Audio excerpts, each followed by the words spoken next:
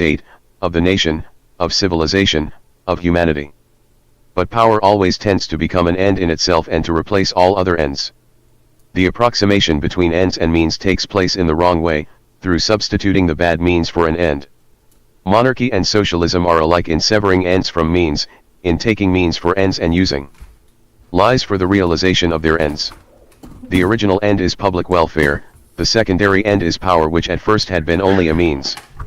The same thing happens with every bureaucracy, it is essentially a means, but tends to become an end in itself. Opportunism and a fanatical pursuit of ends regardless of means results in falsity, which comes to be regarded as good and obligatory. The Russian communists have created a whole system of lying which they regard as a moral duty, since the object of it is the realization of world communism and the preservation of their own power, which has become an end in itself. The tragic part of it all is that falsity, lying, cruelty are practiced both for the sake of ends which are regarded as supreme and by way of means which are regarded as necessary and, in the process, come to replace the ends. In this way a fictitious environment is created and hypocrisy ceases to be a sin, but becomes a duty. What is horrible is not the lying which is recognized as a sin, but the lying which is taken to be a virtue. The life of the state, of the family, of individual people and of our civilization as a whole, is full of lying and hypocrisy. It is the moving power of monarchy, democracy, aristocracy, bureaucracy, the bourgeoisie, and the proletariat. One set of lies replaces another. The same thing is true of parties, political movements, and schools of thoughts. The cause of this is to be found not merely in the severance between ends and means, but in the fact that the teleological point of view which regards the end as something external to man's spiritual life is itself false. In the spiritual life there is no distinction and opposition between ends and means. The essential thing is of what spirit a man is, from what source he draws the creative force of life. In other words, the important point is what man himself is like, what his nature is. If he is bad, if he is not of God's spirit, no lofty aims will improve him and he will always apply bad means, substituting them for ends. Men may torture and destroy others, be tyrannical and suppress freedom of the spirit in the name of God, in the name of truth and justice. And those whose aim is to destroy evil in others are frequently themselves full of evil. Lofty Platonism, as an end, and low materialism, as a means, in politics have been equally dangerous and resulted in evil, falsehood and misery. Only the qualitative attainments of the spiritual life lead to the affirmation of truth and to victory over falsity. This is precisely because in the spiritual realm there are no ends for the sake of which one may and ought to lie, and no means for the sake of which one might forget about ends and turn falsity into a virtue. Love of truth is the fundamental ontological virtue, the first of virtues. Above all, be truthful to God, to yourself and to other people. This is the beginning of the moral life, i.e., of discrimination between moral realities and of living among realities and not among fictions. The devil is a liar and the father of lies, he is the falsification of reality and his kingdom is the kingdom of falsity. It is therefore essential to build up an ethic of ontological truthfulness, to seek in everything for what is primary, first-hand, original, i.e., to seek for the source of life and power. Evil is evil solely because it is falsehood, untruth, non-being. The question of truth and falsehood in the moral life is envisaged here on a totally different plane than is done for instance by Kant, who does not allow a most innocent lie for the sake of saving a person's life, and falls into legalistic pedantry. The problem of truth and falsity is ontological, and not formal and legalistic, and it cannot be solved by moral pedantry. The source of falsity is the herd mind, Heidegger's Das Man. The deliberate falsity and hypocrisy of the herd morality extend to the most intimate aspects of life, leaving out of account both the human soul and the divine spirit. The herd morality, concerned with masses and averages, prevents the upward flight of the soul and adapts everything to its own purposes: love, mystical experience, and creativeness. It allows only the universally binding, the average, the conventional. It not only puts up with socially useful falsity, but actually demands it and makes it a norm of communal existence, cutting man off from the first sources of life. The herd mentality distorts and perverts religious revelation and turns Christianity into a religion of the law. Mystical experience, love, and creativeness are not a part of the herd life, but the church, the family, and civilization are. This is a profound tragedy. It is impossible simply to renounce the herd life. that life is the consequence of man's fall into the sinful world, the world of falsity. And the final victory over it is the victory over sin. However lofty a man's spirit may be, he must bear his share of the world's burden. The moral problem is to share the burden in the name of love and yet to have no share in the world's falsity. The falsity required by the herd life must not be accepted. We must live that life without taking part in its falsity. This creates a tragic conflict which cannot be solved by human resources alone. The falsity in which the herd life abounds and which it requires as a good must be opposed not by lofty abstract ideas, which are frequently used to cover up the falsity, but by a lofty spirit, by creative spiritual force. And these must be derived from the gracious primary source of life. There is a great deal of truth, though only of negative truth, in Tolstoy's teaching. He suffered from the incongruity between lofty aims and low means. Tolstoy thought that we could avoid using evil, violent means if we carried out the law of the master of life, i.e. the way out was for him still the old, legalistic, normative way. One must not resist evil by force just as one must not smoke or drink wine. This was Tolstoy's limitation. But the only way out is spiritual regeneration, acquisition of gracious spiritual force. Tolstoy justly denounced the unworthy love for the strong, the rich, and the powerful, for royal palaces, military leaders, and so on, and he rightly saw terrible falsity in all this. But the falsity cannot be overcome by a law, even though it be a new law. It can only be overcome by the Spirit, a new Spirit, by a gracious creative force that brings light and regeneration. 3. Conscience and freedom. The critique of pure conscience. Conscience is that aspect of man's inmost nature which comes into contact with God, is receptive to his message and hears his voice. A critique of pure conscience ought to be written. Conscience may be repressed, hidden, and perverted, but it is connected with the very essence of man, with the divine image and likeness in him. In a hidden form it exists even in the Hottentot who deemed good jmd evil by saying, "It is good if I steal somebody close's wife and bad if my wife is stolen."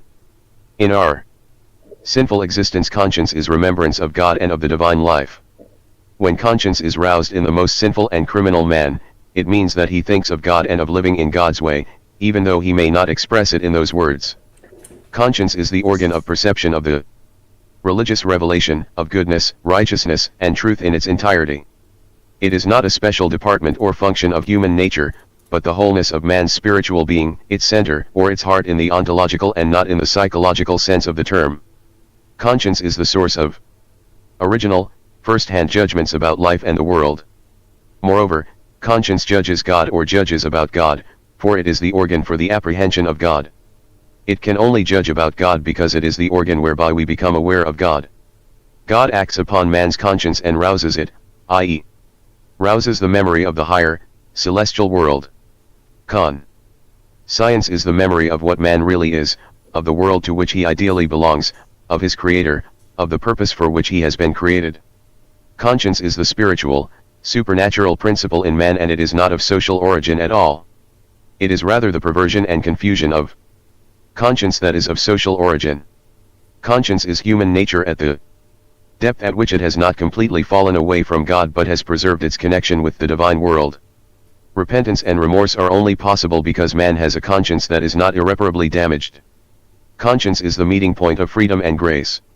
What theology describes as the action of grace upon the human soul is the awakening of its depths, the recollection of the divine source of life.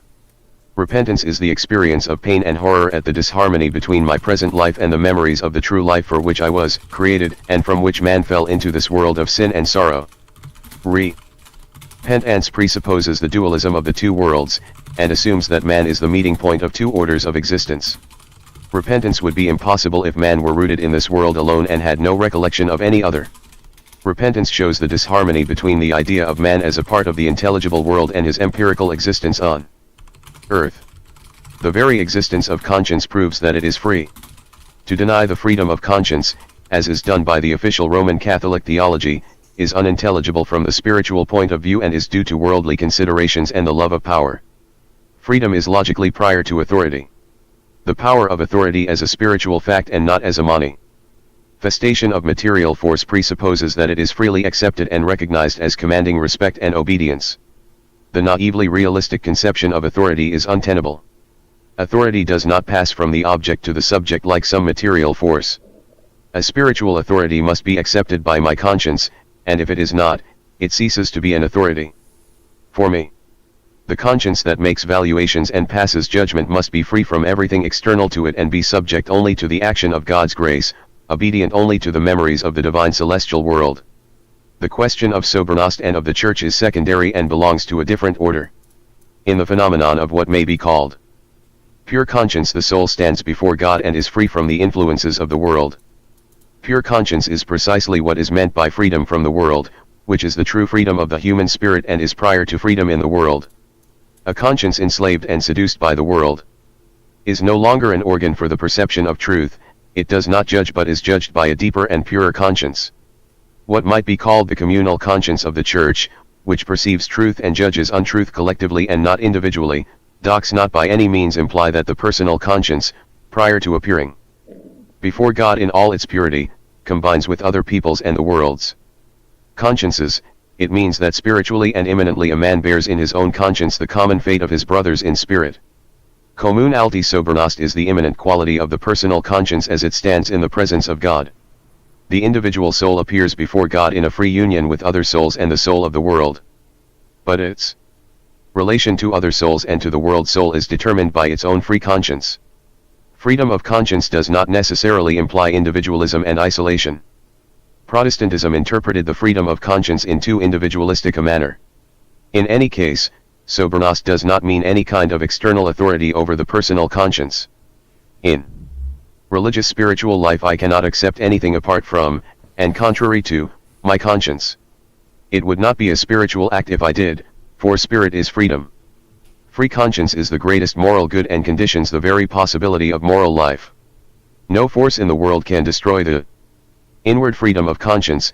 It remains when a man is imprisoned or led to execution. But outwardly the freedom of conscience may be violated, it may receive no social recognition and be denied as the personal right of the individual, and therefore struggle for the freedom of conscience is both possible and inevitable. Inwardly, freedom of conscience is repressed and perverted by sin, and struggle for the purity of free conscience means struggle with sin. But outwardly it is repressed and violated by the herdman, always jealous and despotic. Social violence to the freedom of conscience is done not only by the state and the Church, which makes use of machinery of the state, but also by public opinion of the family, the nation, the class, the party, and so on. And it is perhaps the most difficult question of ethics to decide how we are to struggle for the purity and freedom of conscience against the tyrannical public opinion of definite social groups to which a man belongs. The free democratic public opinion is constantly doing violence to personal conscience. A struggle must be waged for the originality, the first-hand character of moral acts.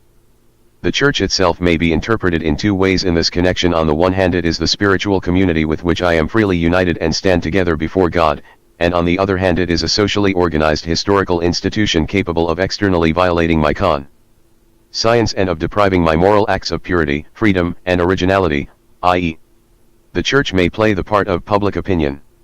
From the point of view of the ethics of creativeness, the principle of correlation between freedom and the social unit may be formulated as follows: your conscience must be determined not by the social group, or public opinion, but by the depths of your spirit, i.e., it must be free and feel that it is in the presence of God.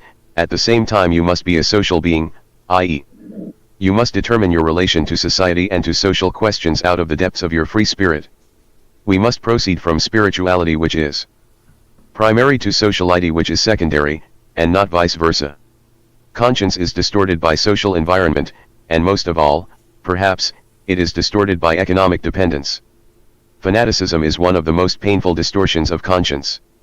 It almost completely destroys its freedom and the capacity for pure and first-hand moral valuations, though fanatics may be pure, idealistic, disinterested people, and frequently complete ascetics. Fanaticism is a curious instance of the degeneration of personality under the influence of motives which as such are not evil and are connected with disinterested devotion to some belief or idea. A fanatic is always an idealist in the sense that an idea means more to him than concrete human beings, and that for the sake of the idea he is ready to oppress, torture, and kill others. Whether it be the idea of God and theocracy or of justice and the communist regime. Fanaticism is a species of madness due to incapacity to grasp the whole of truth. Christendom has suffered from such madness. Subconscious instincts of cruelty, violence, and tyranny in their crude form were expelled from Christian consciousness, but they asserted themselves under cover of the Christian virtues of love and faith. The Inquisition was established in the name of faith in God, love of men and concern for their salvation. Christians have found it difficult to take in the fullness of the Christian revelation about God in man, love, and freedom. A fanatic does not understand the mystery of freedom, of Christian freedom. It is utterly beyond him. Though he is so proud of his faith in God, he is as far as possible from the perfection of the Heavenly Father. God tolerates evil and the wicked, he bases his idea of the world and man upon freedom, and apart from freedom no amount of goodness, virtue, faith, and piety has any value for God. God's infinite toleration of evil and the wicked has not been sufficiently dwelt upon, although it is of ontological significance. And if we want to strive for perfection similar to the perfection of the Heavenly Father, we must be tolerant and beware of fanaticism. Tolerance is not indifference to good and evil, it is the virtue of humaneness and love of freedom, a considerate attitude to human souls and their path in life which is always complex and painful. A fanatic is a person incapable of entertaining more than one thought at a time. He sees everything in a straight line and does not turn his head to see all the complexity and variety of God's world. A fanatic does not see concrete human beings and is not interested in them, he sees only his idea and is interested in it alone. He is completely devoted to his idea of God, but he has almost lost the faculty of contemplating the living God.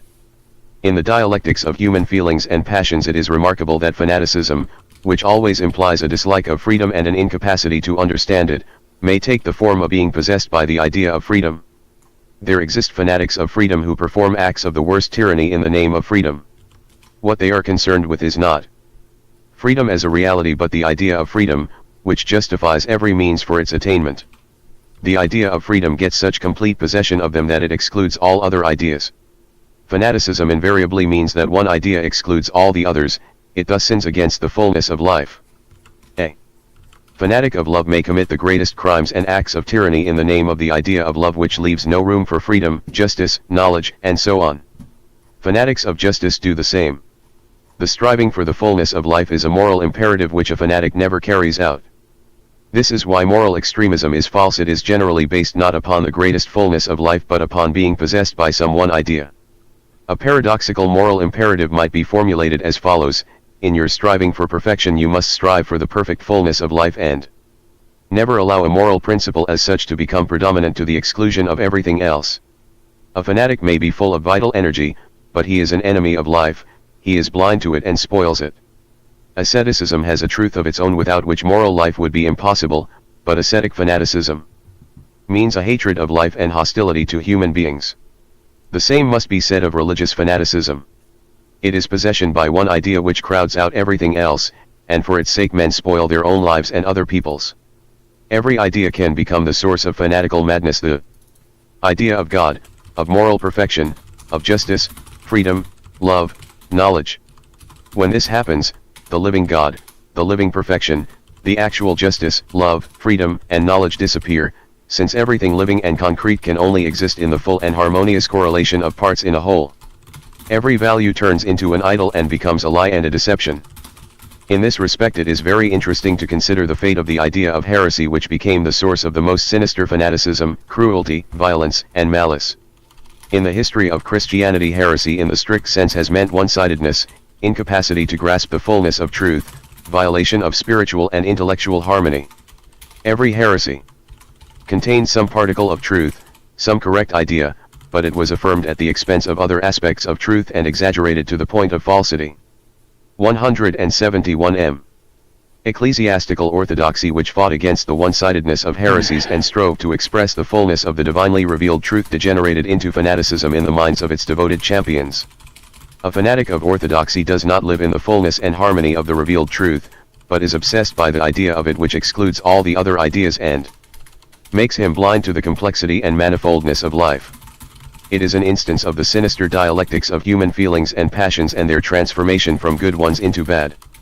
A fanatic of orthodoxy who denounces heresies and exterminates heretics has lost the vital fullness and harmony of truth. He is possessed by one emotion only and sees nothing but heresy and heretics everywhere.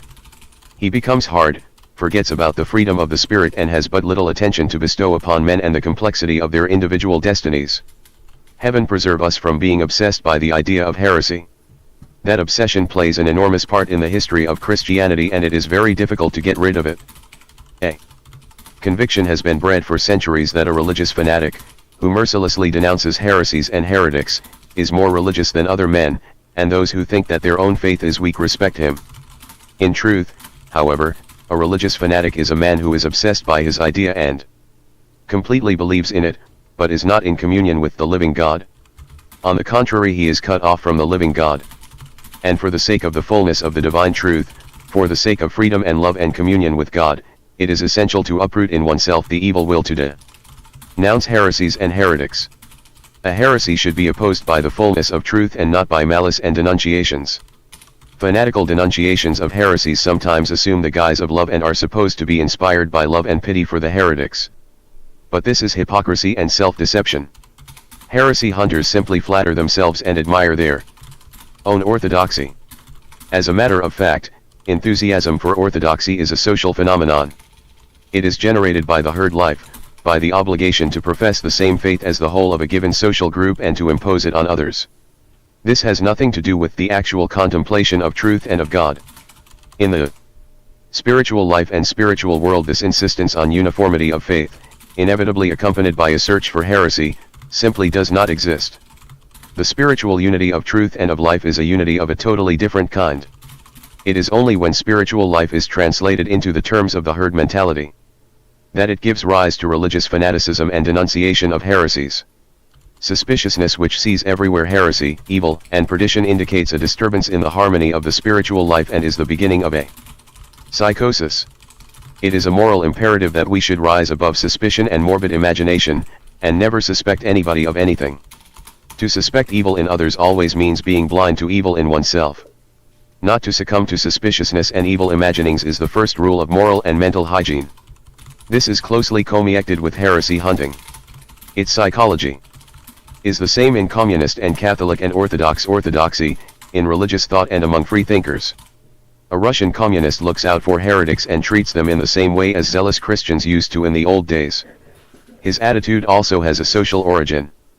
Herd life, whether it be conservative or revolutionary, religious or atheistic, affects human psychology in the same way and in its own interests makes use of man's subconscious instincts. What is opposed to it is true spiritual life, faith based upon grace, love, and freedom. But it would be a mistake to think that fanaticism takes the form of external violence only. It finds a still stronger expression in inner violence. Suggestion and willpower may do damage to people's minds and kill the soul and not the body, and this is more terrible. In modern democratic states, people's lives and liberty are safeguarded by the law, so that their bodies are comparatively safe from the attacks of fanatics. But men's souls may be damaged and distorted by fanatical willpower, and those who can kill the soul are to be feared more than those who can kill the body. This is true of all fanatics, the pious and religious as well as the godless and revolutionary. No fanaticism of any kind must ever be allowed. We must struggle for spiritual freedom and spiritual liberation in the realm of thought, in the state, in the family, in social life. This is a moral imperative. But freedom must not become a fanatical idea by which man is possessed, for then it degenerates into tyranny. Strive for freedom, but never forget about truth, love, justice, or freedom will become empty, false and meaningless. Strive for the fullness of life. Strive for truth, love, and justice, but do not forget about freedom. Strive for goodness and perfection, but heaven forbid that you should forget about freedom. And try to realize goodness and perfection by force. Strive for real spiritual unity and brotherhood. But if it cannot be attained, let multiplicity have free play and give a chance to a free search for the still undiscovered single truth. Strive for the liberation of human emotions, but do not allow yourself to be overpowered by feelings or let them become detached from the fullness of life, which includes thought and faith of the intellect, will and the moral life, relation to God and the religious life. Only the spirit synthesizes the life of the soul. Without it the soul disintegrates into elements of thought, sensations, volitions, emotions, etc. Strive for spirituality, i.e., for the wholeness of faith and for creativeness in every sphere of existence. Fanaticism destroys both that wholeness and creativeness, it is the very opposite of aesthetic contemplation. For fear, terror, and anguish. The dull and the commonplace. Phantasms. Fear experienced by the creature is a consequence of original sin and of separation from God. Fear has frequently been a determining factor in religious beliefs, philosophical theories, social customs, and institutions. Fear is the basis of our sinful faith and penetrates into the loftiest spiritual regions, poisoning the moral and the religious faith. It is essential to distinguish between fear and terror or anguish. Roughly speaking, this corresponds to the distinction which Kierkegaard draws between Furcht and Angst 1 and partly to Heidegger's distinction between Sorge and Angst. Point 2. Fear is the state of the shuddering, trembling, fallen creature on the low plane of existence, threatened with dangers on all sides. Fear is the expectation of helpless suffering, illness, poverty, blows, privations, attacks of enemies who may take away all that a man has and his very faith. The experience of fear has no reference to the heights of being which man longs to attain and in separation from which he suffers. In the state of fear, man generally forgets all about the heights and is quite ready to live on the low-lying plane so long as he is safe from dangers, privations, and sufferings. Fear is opportunistic, and in a state of acute fear a person will agree to anything. Fear humiliates man instead of exalting him. Primitive humanity was possessed by fear, terror anticus, the fear of chaos and of the unknown forces of nature that rendered man helpless, the fear of spirits and demons and gods and magicians and kings who had magic power. Ancient man fought against fear by means of magic and totemic beliefs, he sought protectors and magic formulae which give power over the gods themselves. Fian is the most ancient of man's affective states, it accompanies his very birth and is always present in the subconscious layer of human nature. Magic is a means of acquiring power and combating dangers and fears, but at the same time it is itself a source of them. Man is afraid of magic powers and seeks protection from them first in religion and then in science.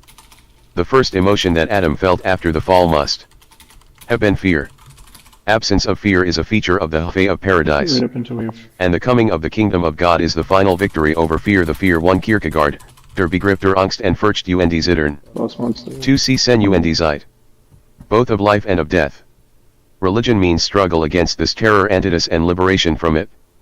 But fear penetrates into religious beliefs and distorts them. Religion is the relation of sinful humanity to God, and since sinful humanity is dominated by fear, religious beliefs are permeated with the fear of God or of the gods. Man is afraid not only of chaos but of God also. Religion creates innumerable taboos, and man stands in fear and trembling of their possible violation. Superstitions are shadows of beliefs and are a sign of fear. A superstitious man is full of terrors. Religion creates the distinction between the sacred and the profane and calls forth fear of the sacred. Religion creates the distinction between the clean and the unclean and evokes a special kind of fear of one and of the other. A religion of the law creates fear of the law and makes man tremble at the idea of violating the law which determines the whole of his faith. Religious beliefs both liberate man from fear and create endless new fears, for they are dominated by a sense of sin. The gospel alone liberates us from fear, and that is the effect of the grace of Christ. Point 1 The significance of fear for ethics is enormous. A different meaning attaches to what I should call anguish and terror. In contradistinction to fear, anguish implies yearning, striving upwards and pain from being down below. Anguish and mystic terror have nothing to do with the dangers that threaten us in this sinful world, but are rooted in the mystery of existence from which man is severed. The experience of mystic terror and anguish is very different from that of trembling at the expectation of danger or pain and may indeed be incompatible with it. Mystic terror is anguish at the highest pitch of intensity. Anguish passes into terror before the mystery of existence. It is not due to the dangers and privations of everyday life and comes about for no reason, its cause is to be found in another world, on a different plane of being, the yearning has no object. Kierkegaard understood this, but he brought into anguish and mystic terror an element of fear. His angst is a mixture of terror anticus and the biblical fear of God. Anguish and terror not merely testify, as fear does, that man is a low and fallen creature but prove that he has a lofty, God nature and is destined for a higher life. Anguished yearning can only be felt for a higher world than the one we are living in, terror can only be inspired by the mystery of existence or the dark chaos, and not by the dangers of everyday faith. The care, Sorge, from which Heidegger tries to deduce the temporal existence in the fallen world is a weak, incipient form of fear. When anxious care one Luther passed through a shattering tragedy in this connection. See a very interesting book by Lucien Febvre, on Destin. Martin Luther reaches a certain pitch of intensity, it becomes fear. But yearning is not connected with fear, and awe does not involve anxiety. One may experience fear and anxiety if someone we love is dangerously ill, but when the moment of death comes there is no longer any anxiety or ordinary fear. But mystic terror before the mystery of death and a yearning for the world in which death is no more. To fear God is impossible and wrong. The expression fear of God is inaccurate and must be reinterpreted. What we feel towards God may be mystic terror, terror at the fathomless mystery, and we may feel a yearning for God. To introduce fear into our attitude to God is to introduce a category of ordinary natural faith into a higher realm to which it is not applicable. There may be fear of wild beasts or of infectious disease, but not of God. One may be afraid of the powers of this world, of tsars, commissars, or gendarmes, but not of God. Our attitude to him may be one of terror or of yearning, but not of fear. This is an important and far-reaching distinction. The herd morality born of sin tries to convert the category of fear into one of the fundamental categories of moral and religious life. The distinction between good and evil, as that between the sacred and the profane, gives rise to fear. A man must stand in fear and trembling of the good and also of evil, though in a different sense. Man is permanently intimidated by sin and by morality. He is in a state of panic fear and is ready to do anything to escape that fear. Intimidation with eternal torments in hell had that effect. Man's moral and spiritual faith was determined by the fear of God and of the good, and not by holy terror before the mystery of God, not by yearning for the divine righteousness, not by love for God and for the divine good. Fear makes man agree to any thing, and he can be terrorized by the prospect of torments in this faith and in eternity. He becomes a fearful, shuddering creature, begging for respite and comparative peace. Even if fear assumes a moral and religious character, it is never an ascent towards God, but bondage to the low plane of everyday existence. Moral distinctions, valuations and actions which are entirely inspired by fear can have no moral significance or be an expression of man's spirituality. Torture never leads to the discovery of truth. Fear perverts our moral valuations and actions. Fear is opportunistic. The morality of fear has no spiritual source but is rooted in the herd life. Fear paralyzes the freedom of conscience and soils its purity. In order to make moral valuations and act morally, one must be free of fear. A man who is completely terrorized loses the faculty of performing purely moral actions. Actions and valuations inspired by the fear of temporal or eternal torments are not purely moral. And yet the herd mind, which makes itself felt even in the domain of religion, seeks to rule the individual morally through the emotion of fear, though in a softened and modified form. This results in a tragic conflict. A socially determined ethics is always an ethics of fear, though it may take a very liberal guise. All utilitarian morality is based upon fear. Spiritual ethics is the only one that is not. Do not be determined in your moral judgments and actions by the emotion of fear. Rise superior to it in your spirit. Be inspired by the pure striving for the lofty, for the divine, for pure love. This is an absolute moral imperative. A hedonistic ethics, whether its hedonism be earthly or heavenly, rests in the last resort upon fear. Since man is bound to fear for his happiness and the happiness of others, happiness is threatened with dangers on all sides and is bought at the cost of opportunism in actions and judgments. If I make happiness my aim, I am doomed to fear all the time. The attraction of the divine heights alone liberates us from fear, but it gives rise to anguished yearning and sacred terror. The meaning of these emotions for the moral and spiritual life is quite different from that of fear. Yearning is not, of course, man's highest spiritual achievement. It has to be overcome. It is transitory. It is a sign of man's noble dissatisfaction with the ordinary world and his striving towards a higher realm. That which I call terror is disinterested, not utilitarian, not hedonistic. It does not indicate anxiety or fear of sufferings to come, but is a pure experience of the gulf which separates our sinful world from the divine, celestial world and the infinite mystery of being. Hence yearning and terror may have a purely moral and spiritual value. But fear is not an experience of standing before an abyss, before a mystery, before infinity. On the contrary, it plunges man into the lower, ordinary world on this side of the veil. Eschatological fear connected with the final destiny of Man and the world means substituting practical interested motives for the disinterested and transcendental terror. The attainment of the divine heights of perfection and love is not a means of avoiding perdition and gaining bliss, but an end in itself, is bliss and salvation. Anguish and terror are interconnected, but terror comes nearer to the mystery of existence. It is more spiritual than anguish. The herd mind creates an ethics of fear, substituting anxiety for transcendental terror and intimidating man with future retribution. But it also creates a mental attitude of another kind, devoid of fear and below it commonplace smugness. The daily life of the human herd stands in serious danger of it. Smugness frees man from fear not through rising to higher spheres but through sinking to the lower. It means being thoroughly acclimatized on the lower plane, no longer yearning for the celestial world, or feeling a sacred terror before the transcendental mystery, or even having any fear. The mountains finally recede from the horizon and there is nothing left but an endless flat surface. Commonplace smugness hides the tragedy and the terror of life, and in it the herd man, begotten by the fall, forgets his transcendental origin. He becomes perfectly content and is pleased to live on the dead level of unreality, to be completely thrown out onto the surface and finally severed from the depths, from the kernel of being, to which he is afraid to return. The realm of the commonplace is Tlia's world insofar as it has completely forgotten the existence of any other and is thoroughly satisfied. It means a loss of all originality. Life is determined wholly from without and sinks to an incomparably lower level than that of existence, weighed down by toil, fear and anxiety. Fear, difficulties, and anxiety are a cure for smugness, which makes everything easy because it gives up the struggle for a higher reality.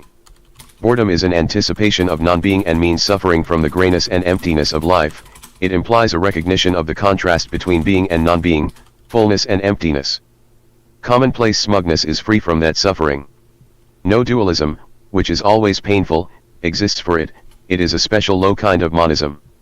Civilization has a fatal way of engendering smugness and complacency, of destroying originality and individuality, and severing man from the primary sources of life. The commonplace is characterized by endless repetition and monotony. Judgments and valuations which had once been deep and earnest may become platitudes, and so may moral and aesthetic judgments that have grown fashionable and are reiterated over and over again. A tendency to paradoxes may become dull and commonplace. Few tilings have been more vulgarized than erotic love. The amount of hackneyed commonplaces that have been said about it is so overwhelming that soon it will be impossible to speak of love at all. Emotions and instincts rooted in the inmost depths of reality have lost all depth, and become so light and superficial as to be utterly unreal. Classes, professions, nations, churches, ideological tendencies may be complacent to the point of vulgarity. Communism, which is essentially tragic and earnest, gives rise to incredible smugness. Nothing can be more complacent than a parrot repetition of Marxist formulae. The same kind of smugness is to be met with in aesthetic movements, in fashionable ideas which in themselves may not be platitudes at all, in the preaching of moral virtues that have lost their original force. Christianity itself may become habitual and commonplace. Smugness acquires an eschatological character, it may be man's final destiny. And one of the most important moral imperatives is to cut it down at the root. Any amount of fear and difficulty is better than smugness. People were further away from it when they lived in perpetual fear of eternal damnation. Liberation from that fear and from all transcendental terrors gave birth to the kingdom of bourgeois commonplace smugness. This is one of the paradoxes of emancipation. Emancipation is a great blessing, but it brings with it the danger of vulgarizing life, of making it shallow and commonplace. If liberation is taken to mean throwing off the burdens and difficulties of life, attaining satisfaction, and getting rid of tragedy and of transcendental terror, it always ends in smugness. Such liberation is opposed to spiritual freedom, which gives rise to tragedy and to an acute awareness of the abyss that divides our world from the divine. The herd man thinks that the process of liberation leads to his triumph and satisfaction and ends in his being comfortably settled in the world. That means the loss of depth and originality and the transition to the realm of bourgeois smugness. This is one of the paradoxes of the ethics of freedom, which is connected with the ethics of creativeness. But creativeness is by its very nature opposed to commonplace smugness, which consists precisely in the absence of creativeness and incapacity for it. Hence creativeness is a way of combating smugness. The good itself is becoming unendurably stale and commonplace because it is no longer creative. The flatness and dullness of the good calls forth a reaction and leads people to imagine that evil is deeper, more poignant, or passionate. They turn to evil as a remedy against dullness. And we often find that movements which are inspired by moss and hatred and contain dark passions and a demonic element are more alive, more active, and interesting than movements inspired by the good which has lost its creative fire and grown flat and stale. This may be observed in political life and in the history of ideas. New ideological tendencies, active, sharp, bitter and passionate, often contain malice, hatred, lust for destruction and a demonic will to victory. By comparison, the habitual virtuous phrases seem flat and commonplace. We are conscious of this in incipient revolutionary movements, in the early clash between Romanticism and Classicism, in new tendencies in art, in liberal moral ideas, in new schools of thought, in the struggle for spiritual reformation. Luther, who was a religious genius, had something demonic in his character. The greatest moral problem is to make the good fiery, creative, capable of active spiritual struggle and prevent it from becoming dull, flat, and commonplace. The most sinister manifestation of smugness is complacent virtue. Complacent vice is morally less terrible. The ethics of creativeness alone can solve the problem, for it is based upon creative originality and insists that moral judgments and actions should spring from the depths of the spirit and be first-hand. A question that has real metaphysical importance is that of phantasms, which play a truly overwhelming part in human life. Phantasms must be distinguished from fantasy and imagination. The difference is this. Creative fantasy is constructive, it raises the soul, and instead of destroying and perverting realities, transfigures them and adds new ones to them, i.e., it is a way of enriching existence. Phantasms are destructive in their results, they destroy and pervert realities and lead from being to non-being. St. Athanasius the Great says that evil consists of phantasms. Insofar as man creatively participates in God's work and realizes his plan in continuing the work of creation, he strives towards the fullness of being. But phantasms replace God's plan by another, which means breaking up reality and refusing to participate in God's work and to continue the creation of the world. Phantasms spring from self-centeredness, i.e., they are the result of original sin. A man who generates phantasms and is possessed by them does not see the world in its true perspective. In a phantasmagoric world, realities are misplaced and wrongly correlated, and everything is made to refer to an egocentric being obsessed by his passions. Phantasms spring from passions. And the horror and sinfulness of passions lies not in their original elementary force, in their ontological kernel on the contrary, that is valuable in them, but in their egocentric tendency and the creation of phantasms in which being passes into non-being. Passions are sinful in so far as they disturb inner wholeness and harmony, destroy the divine image and likeness in man, and deprive him of spiritual power which synthesizes the life of the soul and the body. All sinful passions create phantasmagorical worlds of their own, destroy man's sense of reality and make him an idealist in the bad sense of the term. The struggle against destructive passions is the struggle for the image and likeness of God in man, for harmonious wholeness, or, in other words, for spirituality. Imagination is a creative force and a source of creativeness. But if imagination distorts the direct perception of reality, man loses sight of being and is left with phantasms of non-being. Every passion, every vice has its own bad imagination which stands in the way of direct perception and falsifies reality. When a man allows himself to be possessed by morbid pride, ambition, envy, jealousy, sensuality, morbid eroticism, greed, miserliness, hatred, or cruelty, he finds himself in the world of phantasms and no longer apprehends things as they really are. Everything appears to be correlated to the passion by which he is obsessed and which deprives him of spiritual freedom.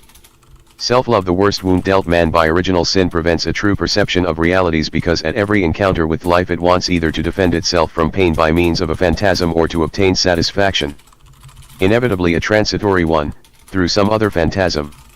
Out of self-love a man will exalt some people and rim down others and not be aware of any of them as they really are. Self-love always seeks compensation, and in doing so falsifies reality. 1. A man regards as real a world which gives him most compensation and in which his self-love feels least wounded.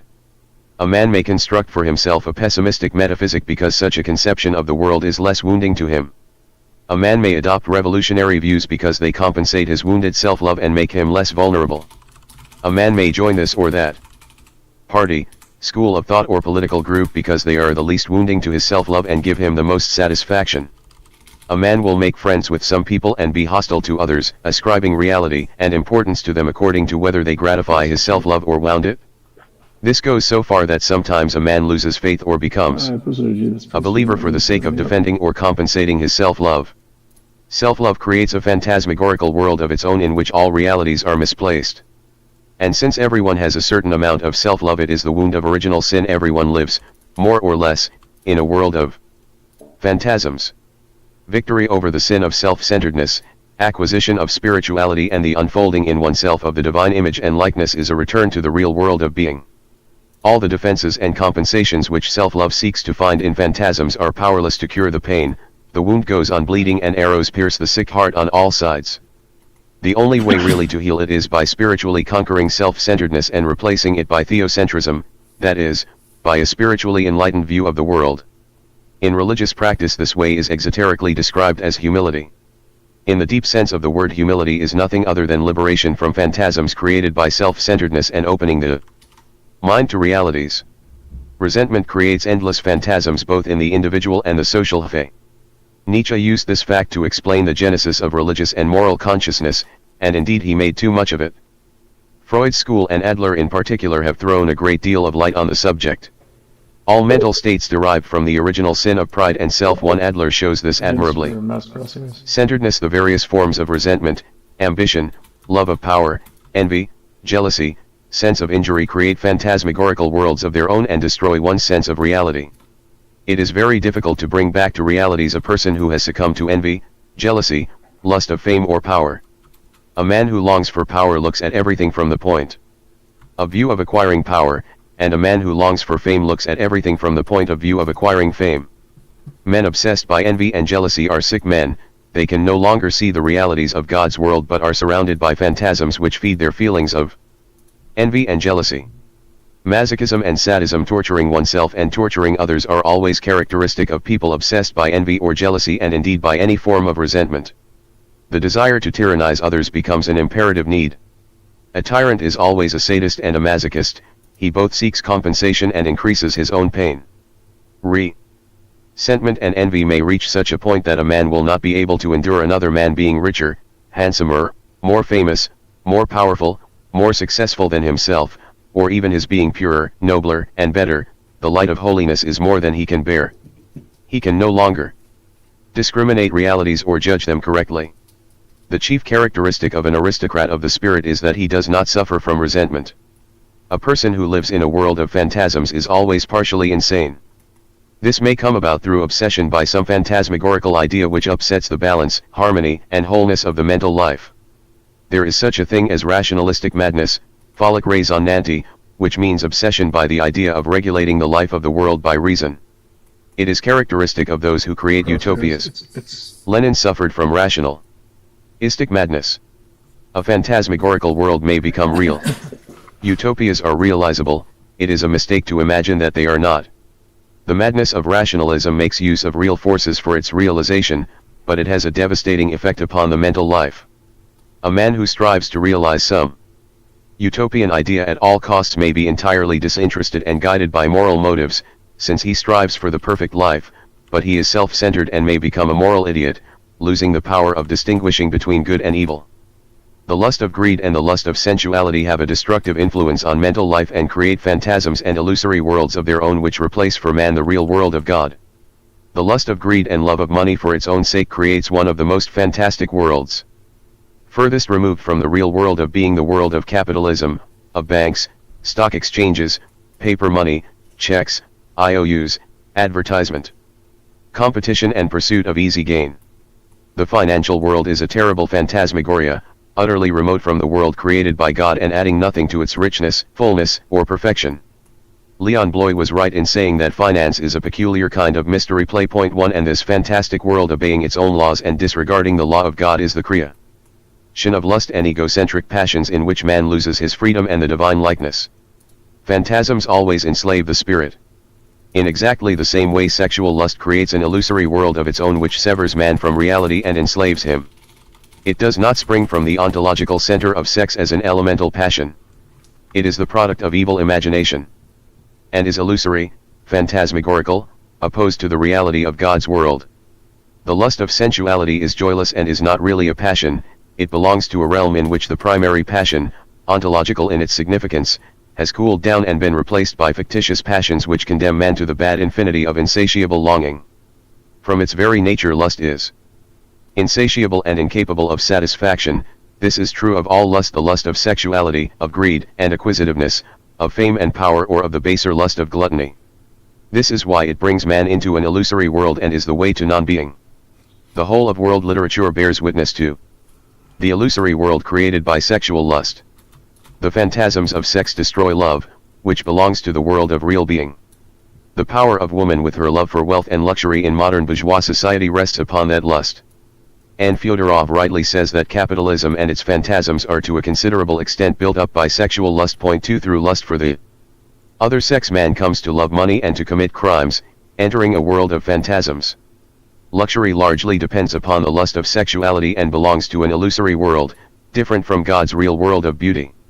Sexual lust is a violation of the ontologically normal relation between consciousness and the unconscious, in it the bad unconscious poisons consciousness, and consciousness, divided against itself and suffering from morbid fancies, perverts and distorts the healthy unconscious. What is usually called debauchery is a product of consciousness, the unconscious as such is innocent. Point 3. Phantasms are not produced by the unconscious as such, they are always a product of consciousness severed from the primary sources of being. Every phantasm created by lust leads to death, not voluntary but inevitable death.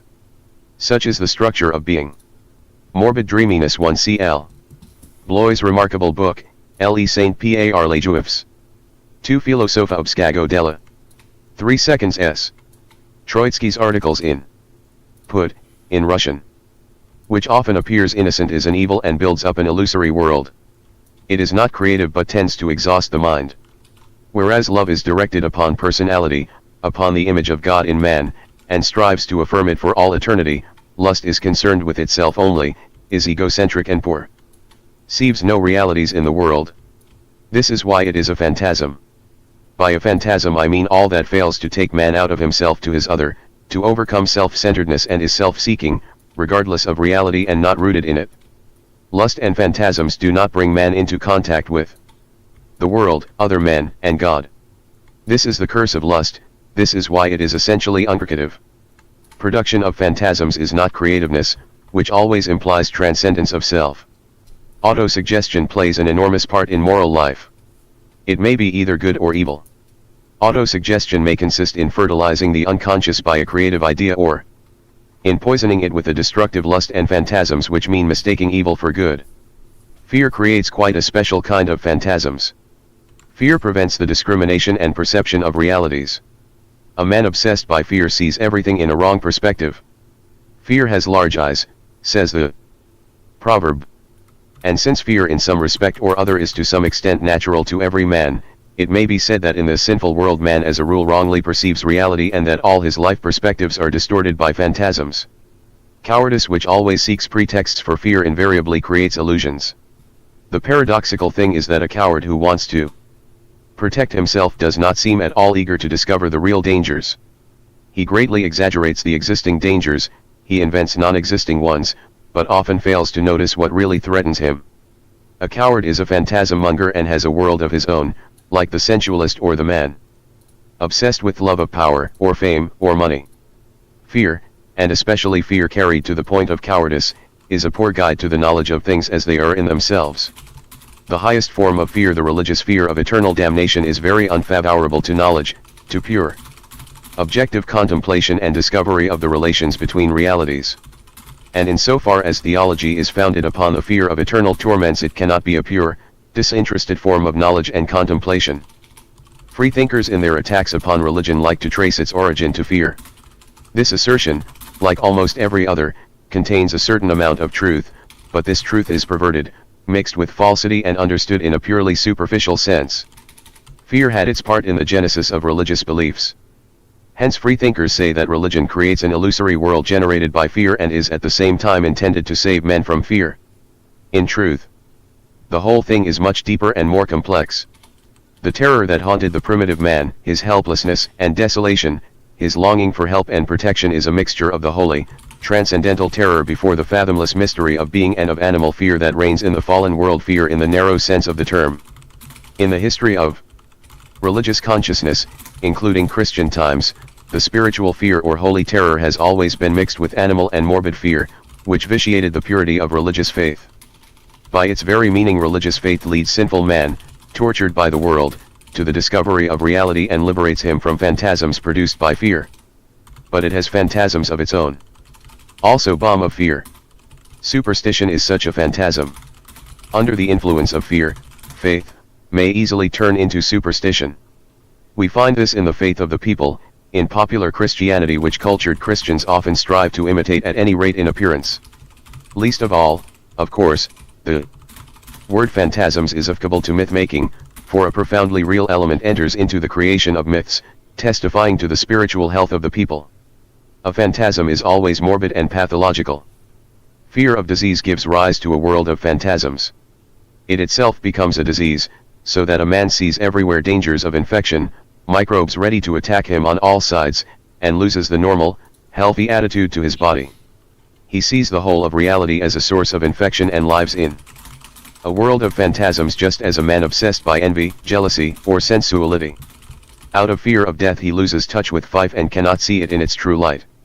He finds everywhere a lurking menace of death which he fears so greatly.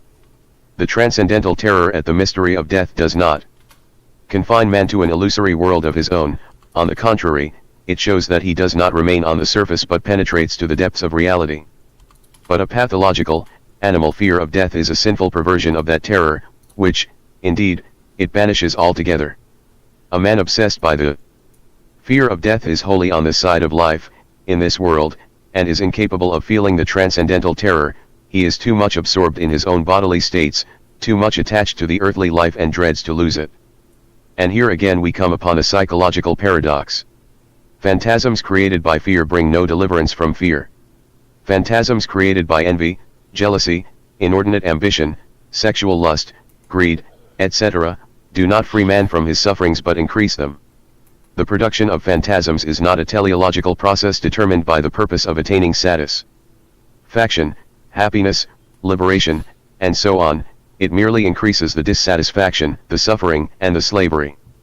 This shows how mistaken the hedonistic point of view is. Creation of phantasms is not a solution.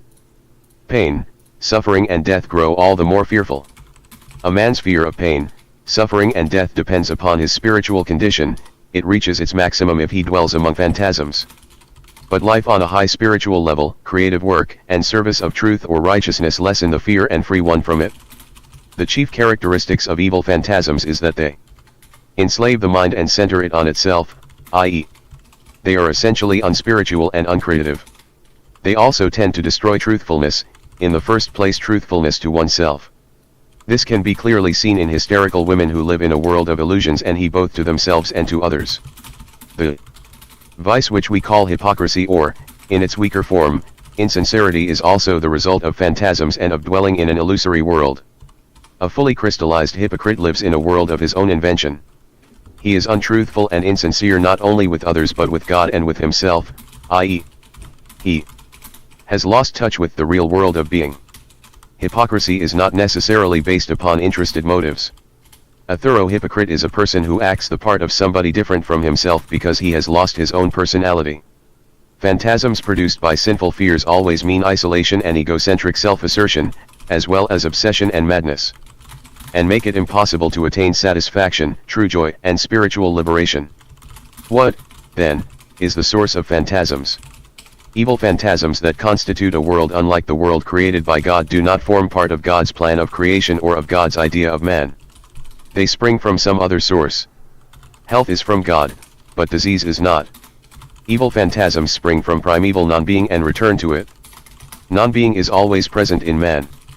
Evil phantasms come from primeval pre-existential meonic freedom which affirms the spirit of non-being within reality. They mean a return to non-being, a refusal to take part in God's creative activity. Primeval freedom is lost through them and turns into slavery. An evil, illusory world is the creation of the empty, non-existential, nether world of insatiable craving. Thus a return to non-being takes place, but it is to evil non-being. The primary, pre-cosmic non-being was not evil. It becomes evil when freedom has been put on trial and failed to respond to God's call to participate in his creative work. It would be false, godless, and inhuman to divide mankind, before God's last judgment, into two camps of those who thrive in God's world of being and are high contact with realities, and of those who live in an illusory world of non-being and have lost the faculty of perceiving reality. This division takes place in every one of us, for we all share in non-being and create phantasms of one sort or another. Christian consciousness does not allow us to regard ourselves as abiding in truth and others in untruth. No one perceives the fullness of truth and lives in it, no one has passed into the realm of pure being. The evil world of phantasms springs from a sense of injury and from making false claims upon God and his world. This false sense of injury gives rise to envy, pride, ambition, love of power, sensuality, etc. But the sense of guilt liberates us from phantasms and brings us back to real being. 5. Love and compassion. Now we pass from the world of phantasms and non-being to the world of love, i.e., to the world of reality. Real love is always for the concrete and the individual. It is impossible to love the abstract and the general. Love always sees the loved one in God and in eternity through radiating its own gracious power. Love is creative life and an inexhaustible source of light, warmth, and energy. The true purpose and meaning of love is not to help our neighbors, do good works, cultivate virtues which elevate the soul, or attain perfection, but to reach the union of souls, fellowship and brotherhood. Love is a two-term relation and presupposes the meeting of two, their communion and unity, and the formation of a third, fellowship and brotherhood. A man who does good works may think that he deserves salvation and is on the way to perfection, although he is isolated and does not care for other men or even feel the need for friends and brothers. That means that he has no love which truly unites us to others and brings us to the kingdom of heaven. Love cannot be neutral and directed equally upon everyone without distinction. A different word is needed for that: caritas, charity, mercy. One must be merciful to all, but it is impossible to love all alike. Rezanov described such impersonal equalitarian love as love made of glass, and in patristic literature it is sometimes called spiritual love, abstracted from the emotions and from all concreteness and individuality. Love implies by its very nature discrimination and choice. It is individual and goes from one personality to another. Love is personalistic. Indian consciousness does not know love because it does not know personality and believes in a metaphysic of identity. For the lover, the loved one is not identical with him, is not tat twain aci. And it is only because of this that it is possible to pass from one to the other, to have intercourse, communion, and brotherhood. Ascetic Christian literature lowers the significance of love and interprets it in an anti-personalistic sense. In the last resort, the only love that proves to be possible is the love for God, which is man's only purpose.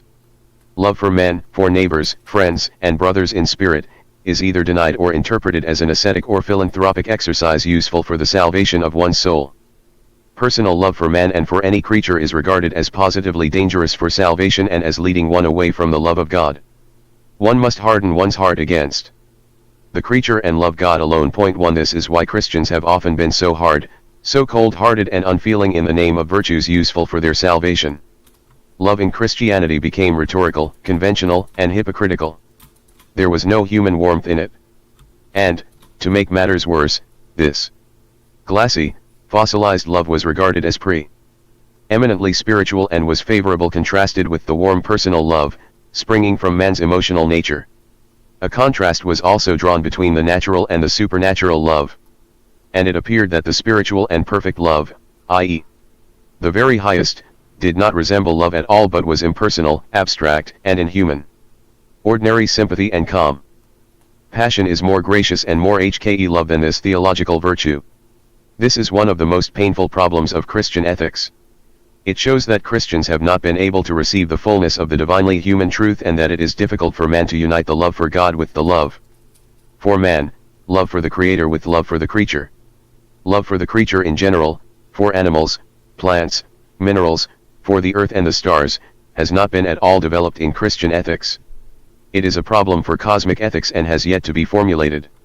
Christianity gained strength and was victorious through its ascetic attitude to the cosmic life, through renouncing all that is natural and created, including the natural man. It has not worked out an ethics of love for the world, for all created things and all living beings. Even love for one's neighbor, for man who bears The image and likeness of God was understood solely as a means of salvation, as an ascetic exercise in virtue. The gospel commandment not to love the world nor that which is in the world was interpreted as a call not to love God's creation, cosmos, and man, while in truth the world meant only sinful passions. In this respect, a creative completion of Christian ethics is particularly necessary. Love cannot be merely a means to salvation and redemption. Love is the creation of a new life. Love cannot be abstractly spiritual, blind to the concrete personality as a whole. It must embrace both the spirit and the soul and be based upon one. See the works of St. Isaac the Syrian, St. John of the Ladder, St. Maxim the Confessor and Bishop Pfeffan the Hermit. Roman Catholics were more ready to admit the personally human element in love as, for instance, St. Francis of Assisi, St. Francis de Sales, etc. 188 *. The union of those two principles. The spiritual principle abstracted and isolated from the soul and the body cannot give rise to love for a living being. Love means descent of the spirit into soul and body. The spiritual principle from its very nature must bring light and wholeness into the life of the soul. It plays the same part in love. It gives meaning and connection to everything. Without the spiritual principle, the life of the soul breaks up into disconnected and meaningless experiences. The spiritual principle alone constitutes personality and gives it a permanent center. Personality is created by the logos. The cosmos can only produce the individual. Without the logos, without the spiritual principle, personality disintegrates. The synthesizing spiritual principle embraces both the soul and the body. Love is balm of the union of the spirit and the soul. The spirit in abstraction from the soul cannot give rise to love. Love is directed upon the concrete personality and seeks union with its kindred. Abstract, bloodless, and impersonal spiritual love, that takes no cognizance of the soul, is not love and may be cruelly fanatical and inhuman. It is the love for an idea and not for a living being. They say it is love for God, which is higher than love for men. But God is then conceived as an abstract idea in the name of which men are sacrificed. The living personal God does not demand human sacrifice, he demands that love for him should at the same time be love for man and mercy for all creatures. This is revealed to us in the gospel, but it is badly understood and badly applied in Christian practice. Christianity does, of course, reveal to us gracious spiritual love as distinct from the natural love, but that has quite a different meaning. It means that natural human love is fragmentary and disjointed, mixed with lower cravings and passions, which distort it and prevent us from seeing another's personality as a whole and directing our feeling upon it.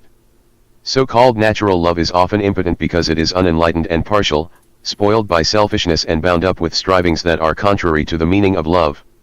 It is distorted by jealousy and leads to tyranny and idolatry. The so-called spiritual love is not meant to destroy the natural love but to transfigure, enlighten, and strengthen it with spiritual power which gives it wholeness and meaning. Natural love must be spiritualized and acquire meaning which is always to be found in the realm of the spirit. It must not be an irrational craving. Such cravings have a way of disintegrating and even destroying the personality both of the loved one and of the lover. The revelation of the spiritual principle in love can alone save from the destructive power of natural cravings. When it is unspiritual, blind, and unenlightened, the love of parents for children or of friends for each other may be destructive of life and personality and sow the seeds of death. I am not speaking for the moment of love between man and woman, which easily assumes a demonic form. Natural love which leads to the adoration of the creature is idolatry and always bears evil fruit, stifling the one who is adored. We must love God above all. That means that we must not adore or worship anyone and anything in the world, neither men whether they be our relatives or rulers nor ideas, neither humanity nor nature. The meaning of life for man always lies in God and not in the world, in the spiritual and not in the natural. And from God man receives power to love other men and all creation with a creative and enlightened love so as to realize righteousness in the world. The primary source of life is in God and not in man. Love is determined not by the relation of the natural to the supernatural but by the relation of person to person, of the human personality to the divine, or of one human personality to another. But is there such a thing as love of ideas, of values, of truth, of justice, of beauty, of science, of art, and so on? This is the most difficult question in the whole doctrine of love. My life is determined not only by the love for living beings but also by the love for values, truth, beauty, righteousness, and these two kinds of love may come into conflict. The conflict is so real and poignant that it is equally revolting when personal love is sacrificed to the love of truth and righteousness, and when truth and righteousness are sacrificed to personal love. The whole of the Platonic doctrine of Eros is abstract in character.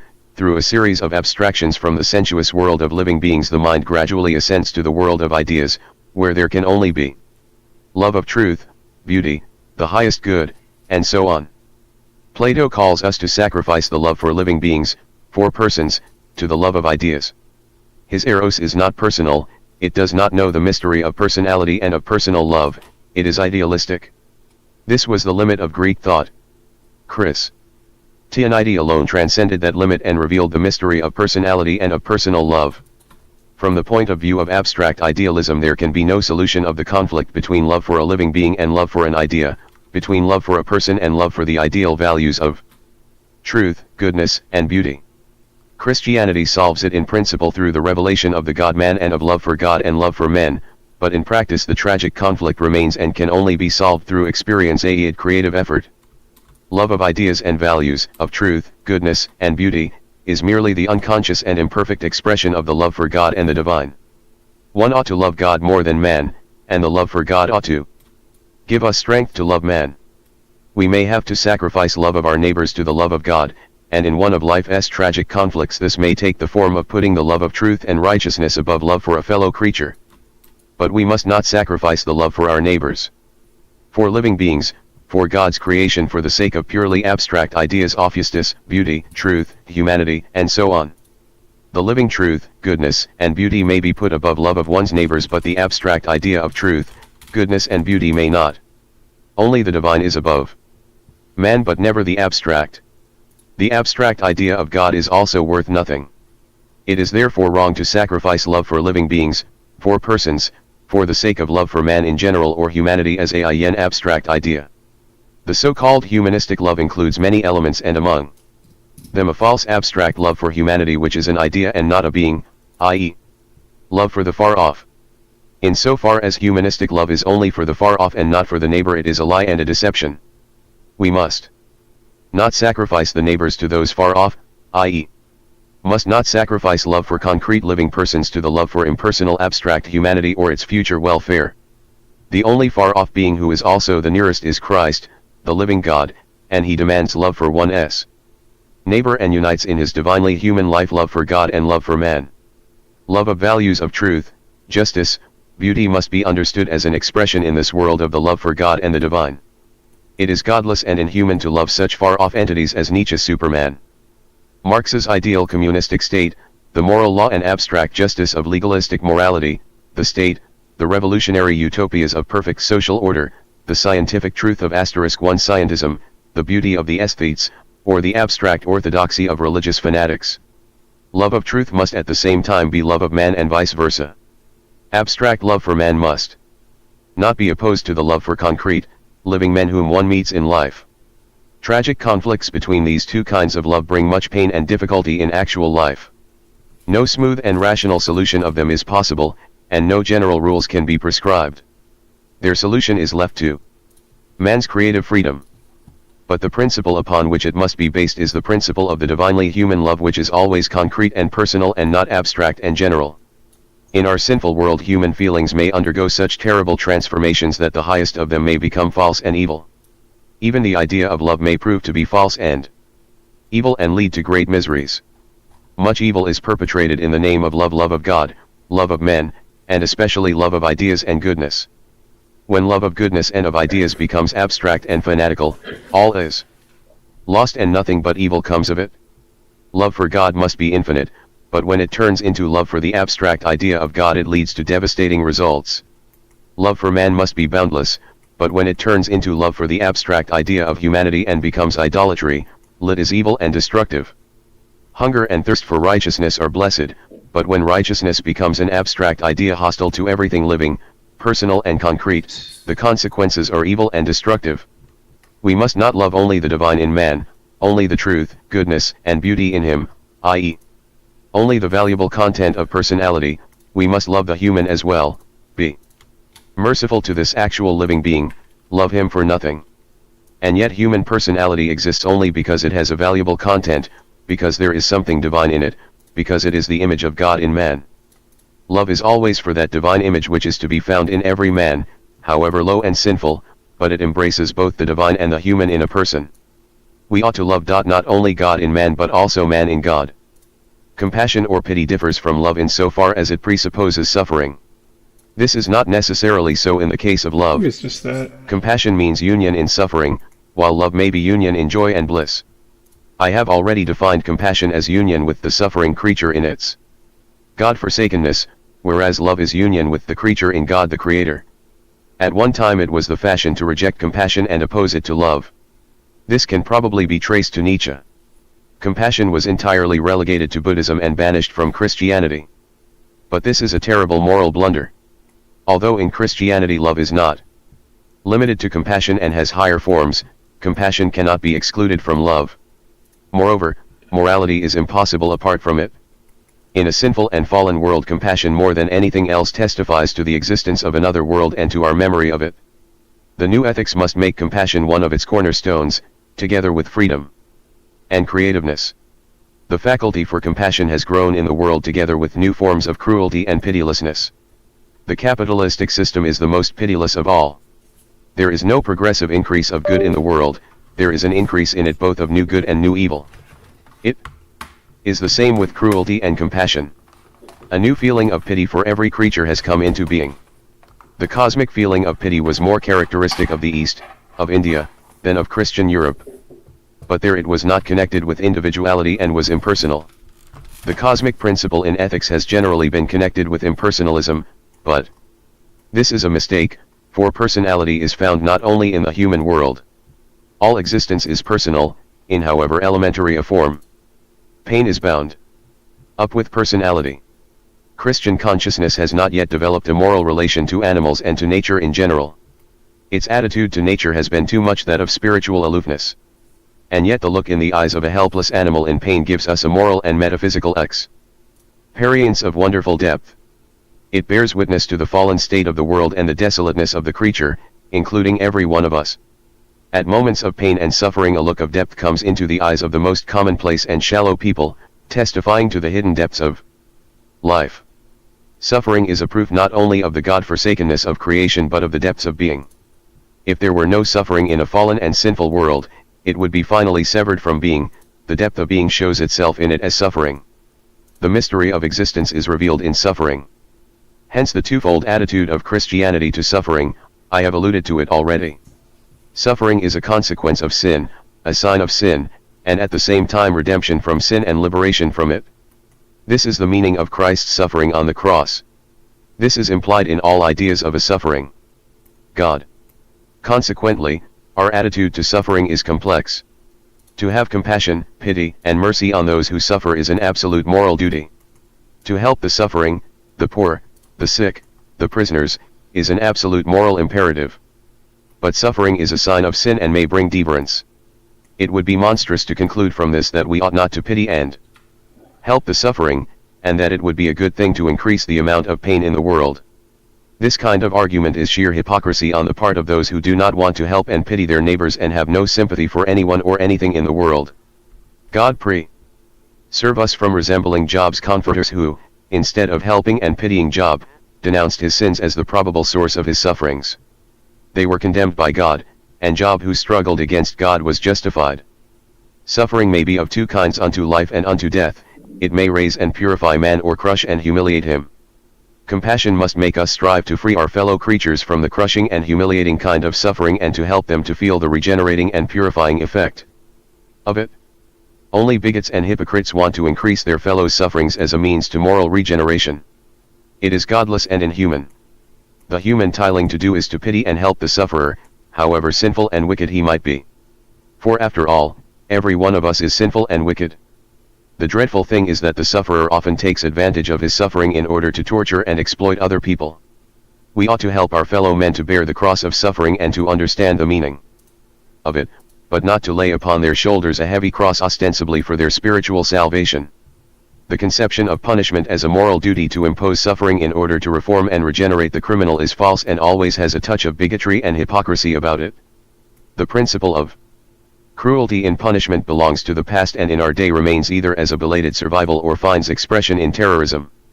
Sin has inevitable consequences, evil must be thrown into the flames, crime brings its own retribution with it, such is the structure of being. But those who bring to light the inevitable consequences of sin, who cast evil into flames and impose penalties for crime, are by no means bearers of the highest good and frequently are just as sinful, evil, and criminal as the wrongdoers whom they punish. Bearers of the highest good are those who help, pity, visit the prisoners, save the guilty from execution and work miracles. The work of forcible destruction of evil is generally carried out by evil men. Evil devours evil. This is the fate of the fallen world. We can observe it in the succession of political reactions and revolutions, of revolutions and counter-revolutions. There is being born in the world a new morality of compassion for human beings, for animals, for all creatures, for everyone who feels pain. This is a tremendous spiritual achievement. But like everything else, this fact has a double significance. Modern civilized man cannot endure cruelty, pain, and suffering and is more merciful than men of the past, but this is not only because he is morally and spiritually higher than they. He fears pain and suffering more than they did, he is more effeminate, less firm, patient, and courageous than they, in other words, he is spiritually less strong. This is the reverse side of the growth of pity and compassion, and of decrease in cruelty.